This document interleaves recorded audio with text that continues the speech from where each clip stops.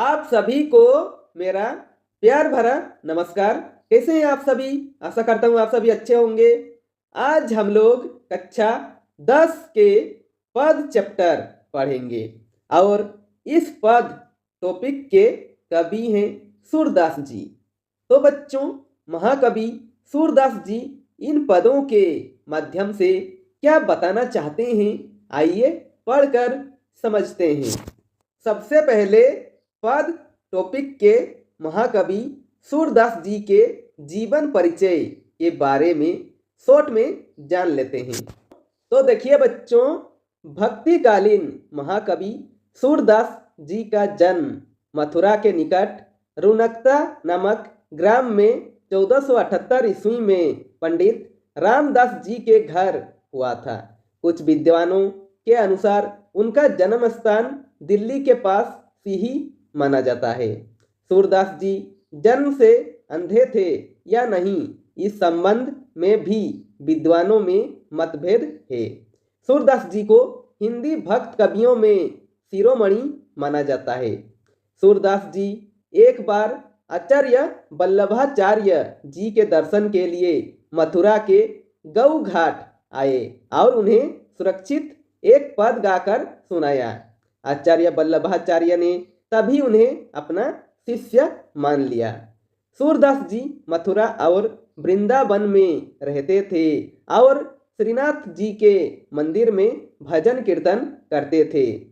सन 1583 में परसौली में उनका निधन हो गया। उसके बाद देखिए कृतियां रचनाएं। देखिए बच्चों, भक्त शिरोमणि सूरदास जी ने लगभग 1.25 लाख पदों की रचना की थी। उनके 3 ग्रंथों सूरसागर, साहित्य लहरी और सूरसरावली में सूरसागर ही सर्वाधिक लोकप्रिय हुआ। सूरदास जी हिंदी के श्रेष्ठ कवि माने जाते हैं। सूरदास जी ने अपने पदों में ब्रज भाषा का प्रयोग किया है। सूरदास जी वात्सल्य और श्रृंगार के श्रेष्ठ कवि माने जाते हैं। महाकवि सूरदास जी कृष्ण भक्ति शाखा के कवि थे। तो बच्चों, इस पद चैप्टर में 4 पद दिए गए हैं जो सूरसागर के भ्रमर गीत से लिए गए हैं।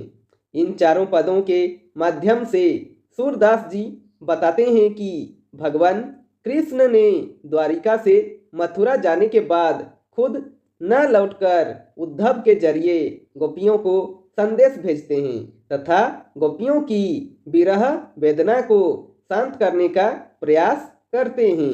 गोपियां ज्ञान मार्ग की बजाय प्रेम मार्ग को पसंद करती है। इस कारण उन्हें उद्धव जी का शुष्क संदेश पसंद नहीं आता है। गोपियों ने उद्धव पर भ्रमर के बहाने व्यंग करने लगते हैं। ठीक है बच्चों, अब 4 पदों को एक एक कर समझते हैं। तो पहला पद देखिए, उद्धव तुम हो अति बड़ भागी, अपरस रहत स्नेह तगाते, नाहिन मन अनुरागी, पुरई निपात रहत जल भीतर, तरस देह न दागी, ज्याव जला मह तेल गागरी, बूंद न ताकू लागी, प्रीति नदी में पाऊँ न बरयो, दृष्टि न रूप परागी, सूरदास अबला हम भोरी, गुर चाटी ज्यों पागी। तो बच्चों, ये जो है पहला पद है। ठीक है, तो देखिए बच्चों, सबसे पहले इसमें जो कठिन शब्द है उसके अर्थ को जान लीजिए ताकि समझते समय आपको अच्छे से समझ में आ जाएगा। ठीक है, तो देखिए बच्चों, बड़ भागी का अर्थ होता है भाग्यवान। अपरस, अपरस का अर्थ होता है अछूता। तगा, तगा का अर्थ होता है बंधन।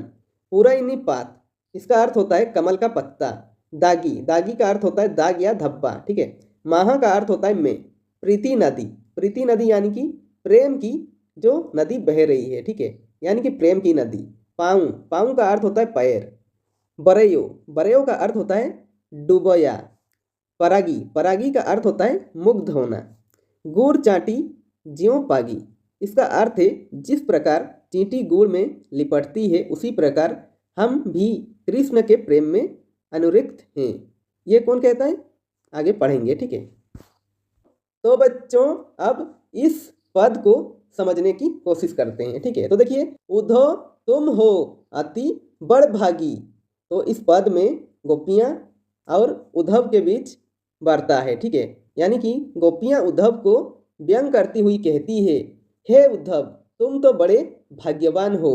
ठीक है, अपरस रहत स्नेह तगाते नाहिन मन अनुरागी।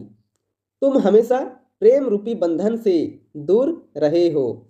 तुम्हारा मन कभी भी प्रभु कृष्ण के प्रेम में डूबा नहीं है। पुरैनी पात रहत जल भीतर ता रस देह न दागी। इसका अर्थ है पुरैनी पात, इसका अर्थ होता है कमल का पत्ता। पुरैनी पात रहत जल भीतर ता रस देह न दागी। गोपियाँ उद्धव को कहती है, तुम तो जल में पलने वाले कमल के पत्तों के समान हो, जो जल में स्थिर होकर भी उसके दाग धब्बों से बचा रहता है। वैसे ही तुमने कृष्ण के संग रहकर भी कभी उससे प्रेम नहीं किया। ज्यों जला महा तेल गागरी बूंद न ताकू लागी। जिस प्रकार जल में मटकी की तेल की बूंद रहती है, वह जल में रहकर भी अपने ऊपर जल का प्रभाव नहीं आने देती, उसी प्रकार तुम भी प्रभु श्री कृष्ण के संग रहकर उससे अछूते रहे हो। तुमने कभी उसके प्रेम को अपने मन में आने नहीं दिया। प्रीति नदी में पाऊं न बरयो दृष्टि न रूप परागी। इस पंक्ति में गोपियाँ उद्धव को कहती है कि यह अच्छा ही किया कि तुमने कभी प्रेम की नदी में पाँव नहीं रखा, ना ही तुम्हारी दृष्टि भगवान कृष्ण के रूप सौंदर्य पर मुग्ध हुई। सूरदास अबला हम भोरी गुर चाटी ज्यों पागी। यह तो हम भली अबला गोपियाँ हैं जो कृष्ण प्रेम में इस प्रकार लिपट गई हैं जैसे कि गुड़ के साथ चींटियाँ लिपटी हुई रहती है। इस पद का भावार्थ कैसे लिखेंगे, देखिए, गोपियाँ उद्धव पर व्यंग करती हुई कहती है, हे उद्धव तुम तो बड़े भाग्यवान हो। तुम हमेशा प्रेम रूपी बंधन से दूर रहे हो। तुमने कभी भी प्रेम की खिंचाव को जाना नहीं, प्रेम क्या है उसे समझा नहीं। तुम्हारा मन कभी भगवान कृष्ण के प्रेम में डूबा नहीं है। तुम तो जल में पलने वाले कमल के पत्तों के समान हो, जो जल में स्थिर होकर भी उसके दाग धब्बों से बचा रहता है। वैसे ही तुमने भगवान कृष्ण के संग रहकर भी कभी उससे प्रेम नहीं किया। जिस प्रकार जल में मटकी की तेल की बूंद रहती है, वह जल में रहकर भी अपने ऊपर जल का प्रभाव नहीं आने देती, उसी प्रकार तुम भी भगवान कृष्ण के संग रहकर उससे अछूते रहे हो, अलग रहे हो। तुमने कभी उसके प्रेम को अपने मन में आने नहीं दिया। यह अच्छा ही किया कि तुमने कभी प्रेम की नदी में पाँव नहीं रखा, ना ही तुम्हारी दृष्टिकोण के रूप सौंदर्य पर मुग्ध हुई। यह तो हम भोली अबला गोपियाँ हैं जो भगवान कृष्ण प्रेम में इस प्रकार लिपट गई हैं जैसे गुड़ के साथ चींटियाँ लिपट जाती है। अब दूसरा पद देखिए, मन की मन ही मांझ रही कहिए जाई कौन पये उद्धव नहीं परत कही। अवधि आधार आस आवन की तन मन बिथा सही। अब इन जोग संदेशनी सुनी सुनी बिरहिनी बिरह दही। चाहती हूती गुहारी जितही ते उत ते धार बही। सूरदास अब धीर धरई क्यों मर्यादा न लही। तो देखिए बच्चों, इस पद में जो कठिन शब्द है उसके अर्थ पहले जान लेते हैं। देखिए यहाँ पर आधार का अर्थ होता है आधार, आवन का अर्थ होता है आगमन, बीथा का अर्थ होता है व्यथा, बिरहिनी का अर्थ होता है वियोग में जीने वाली, बिरह दही का अर्थ होता है बीरग की आग में जल रही है, हुती का अर्थ होता है थी, गुहारी का अर्थ होता है रक्षा के लिए पुकारना, जिथी ते का अर्थ होता है जहाँ से, उत का अर्थ होता है उधर या वहाँ, धार का अर्थ होता है योग की प्रबल धारा, धीर का अर्थ होता है धैर्य, मर्यादा का अर्थ होता है मर्यादा या प्रतिष्ठा। न लही इसका अर्थ होता है नहीं रही। ठीक है, तो देखिए बच्चों, अब एक एक पंक्ति पढ़ के हम समझते हैं। ठीक है, देखिए बच्चों, पहला पंक्ति है मन की मन ही मांझ रही। इसमें गोपियाँ उद्धव से कहती है कि गोपियां अपने आप को स्वीकारती है कि उनके मन की जो अभिलाषा, जो इच्छा है, वो मन में ही दब कर रह गई है। ठीक है, वे कृष्ण के समक्ष अपने प्रेम की जो अभिव्यक्ति है वो नहीं कर पाई है। कहिए जाई कौन पे उद्धव, नहीं परत कही। तो देखिए बच्चों, इस पंक्ति में गोपियां उद्धव से कहती है, हमसे वह प्रेम की बात कहीं नहीं गई, पता नहीं कोई इसे कैसे कहा पाता है। अवधि आधार आस आवन की, तन मन बिथा सही। हम उनके आगमन की अवधि को गिन गिन कर अपने तन मन की व्यथा को सहती रही है कि भगवान कृष्ण कब आगमन करेंगे हमारे द्वार पर। यह सोच सोच कर गोपियां प्रतीक्षा कर रही है। अब इन जोग संदेशनी, सुनी सुनी बिरहिनी बिरह दही। इस पंक्ति में गोपियां उद्धव को कहती है, तुमने हमें आकर योग का संदेश सुना दिया। इसे सुन सुनकर हम गोपियां विरह की आग में जली जा रही है। हम तो पहले से ही वियोगिनी थी।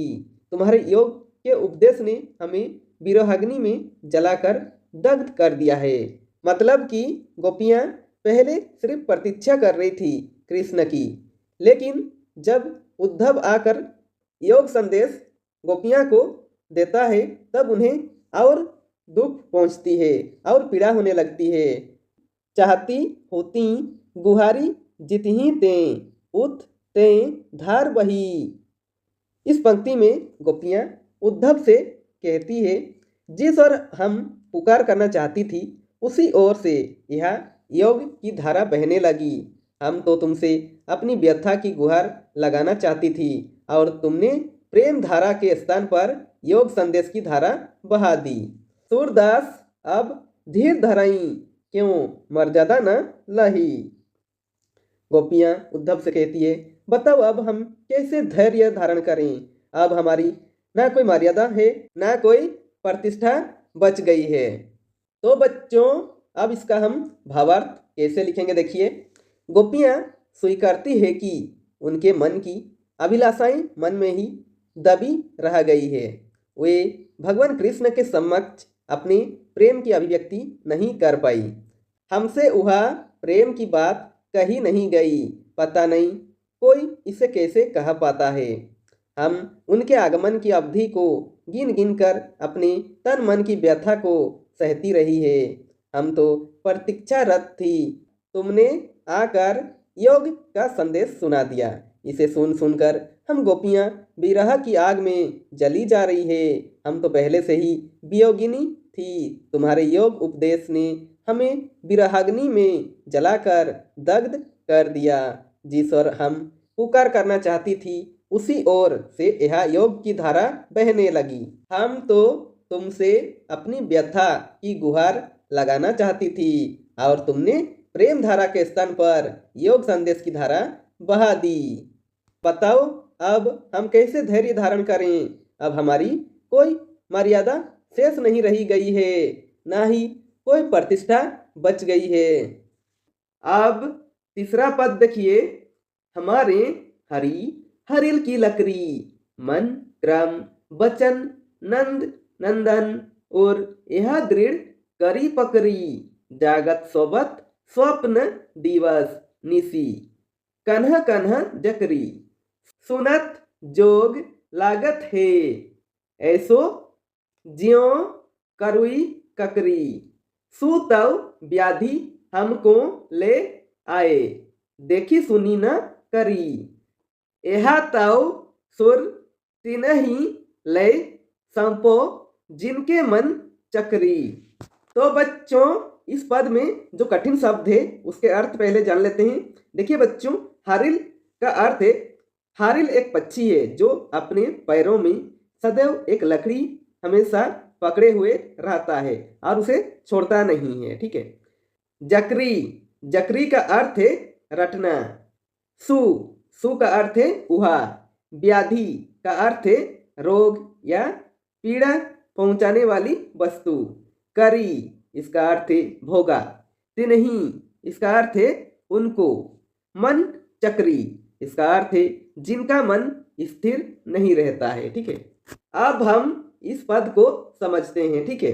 हमारी हरिल की लकड़ी, यहाँ पर गोपियां उद्धव से कहती है कि हमारे प्रभु कृष्ण तो हमारे लिए हरिल पक्षी की लकड़ी के समान है, क्योंकि जिस प्रकार हरिल पक्षी लकड़ी को अपने पैरों में जकड़े रहता है, उसे कभी नहीं छोड़ता, उसी प्रकार हम भगवान कृष्ण का आश्रय नहीं छोड़ सकते। मन, क्रम, वचन, नंद, नंदन और यह दृढ़ करी पकड़ी।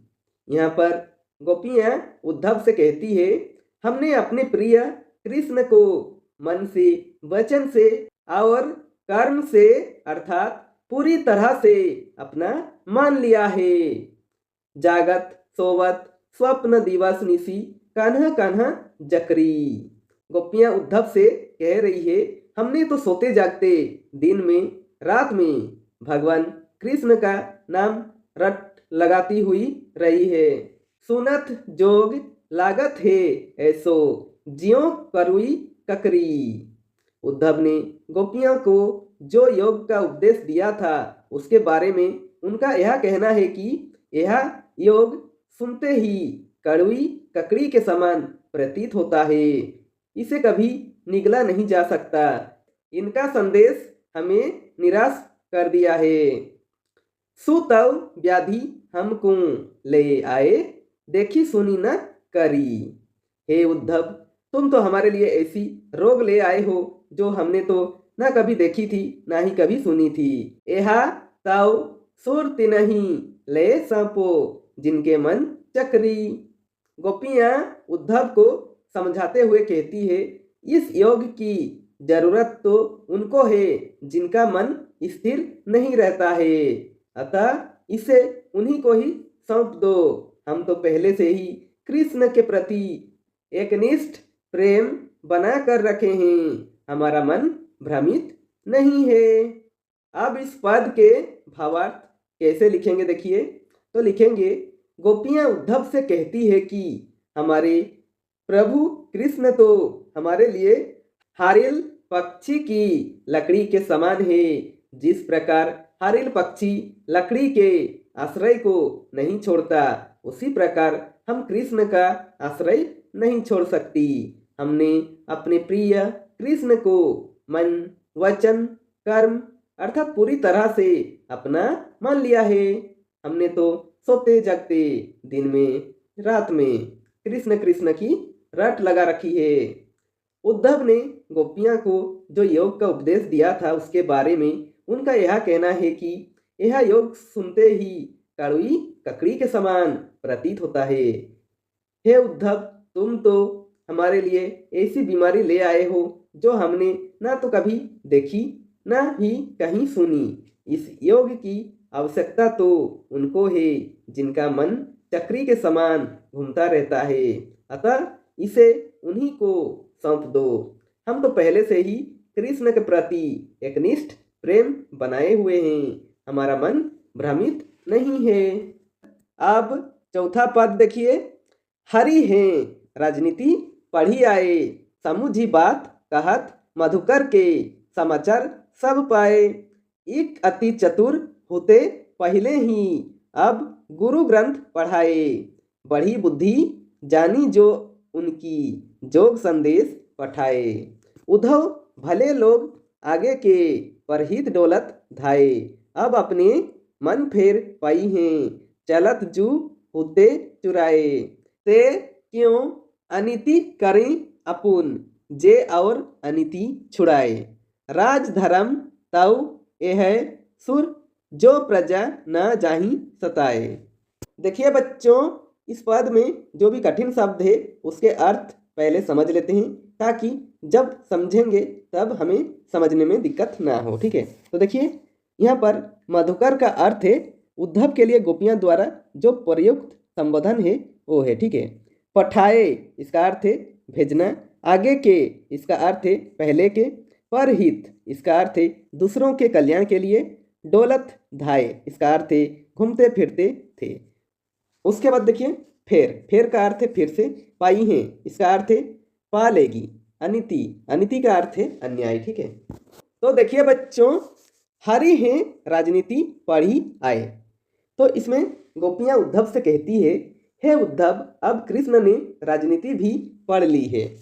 समुझी बात कहत मधुकर के, समाचार सब पाए। यहाँ पर गोपियाँ उद्धव से कहती है, हम आपकी बात समझ गई हैं, हमें सभी समाचार मिल गए हैं। एक अति चतुर होते पहले ही अब गुरु ग्रंथ पढ़ाए। एक तो कृष्ण पहले से ही बहुत चतुर थे और अब ग्रंथ भी पढ़ लिए हैं। यह कौन कह रही है? गोपियाँ जो है उद्धव से कहती है, ठीक है। बढ़ी बुद्धि जानी जो उनकी, जोग संदेश पठाए। यह उनकी बढ़ी हुई बुद्धि का ही प्रमाण है कि उन्होंने हमारे लिए योग का संदेश भेजा है। उद्धव भले लोग आगे के परहित डोलत धाये। यहाँ पर गोपियाँ उद्धव से कहती है, आगे के लोग भी बड़े भले थे जो पर हित के लिए भागे चले गए, यानी कि दूसरों के हित के लिए भागे चले गए। अब अपने मन फेर पाई हैं, चलत जू होते चुराए। यहाँ पर गोपियाँ उद्धव से कहती है, अब हम अपने मन को फिर से पा लेगी, जिसे किसी और ने चुरा लिया था। जो कृष्ण ने हमारे मन को चुरा लिया था उसे हम फिर से पा लेगी। यह बात गोपियाँ उद्धव से कहती है, ठीक है। ते क्यों अनिति करें अपुन, जे और अनिति छुड़ाए। यहाँ पर गोपियाँ उद्धव से कहती है, वे हमारे ऊपर अन्याय क्यों करती हैं, जिन्होंने दूसरों को अन्याय से छुड़ाया है। राजधर्म तव यह सुर जो प्रजा न जाहि सताए। यहाँ पर गोपियाँ उद्धव से कहती है, राजधर्म की याद दिलाती हुई कहती है, राजधर्म यह कहता है कि प्रजा को सताया नहीं जाना चाहिए और कृष्ण हमें बहुत ही ज़्यादा सता रहे हैं। तो बच्चों यहाँ पर भावार्थ कैसे लिखेंगे, देखिए। गोपियाँ कहती है, हे उद्धव, अब कृष्ण ने राजनीति भी पढ़ ली है। गोपियाँ उद्धव से कहती है, हम आपकी बात समझ गई हैं, हमें सभी समाचार मिल गए हैं। एक तो कृष्ण पहले से ही बहुत चतुर थे और अब ग्रंथ भी पढ़ लिए। यह उनकी बढ़ी हुई बुद्धि का ही प्रमाण है कि उन्होंने हमारे लिए योग का संदेश भेजा है। आगे के लोग भी बड़े भले थे जो दूसरों के हित के लिए भागे चले गए। अब हम अपने मन को फिर से पा लेंगी, जिसे किसी और ने चुरा लिया था। वे हमारे ऊपर अन्याय क्यों करते हैं, जिन्होंने दूसरों को अन्याय से छुड़ाया है। गोपियाँ उद्धव को राजधर्म की याद दिलाती है। राजधर्म यह कहता है कि प्रजा को सताया नहीं जाना चाहिए। मुझे उम्मीद है ये वीडियो आपके लिए बहुत ही हेल्पफुल रहेगी। यदि वीडियो पसंद आए तो लाइक कीजिए और ऐसे ही बेहतर वीडियो पाने के लिए आप इस चैनल को सब्सक्राइब कर दीजिए और बेल आइकन को दबा दीजिए ताकि मेरे सारे वीडियो आप तक पहुंचती रहेगी। और हो सके कैसी लगी वीडियो कमेंट बॉक्स में कमेंट करके बता सकते हैं।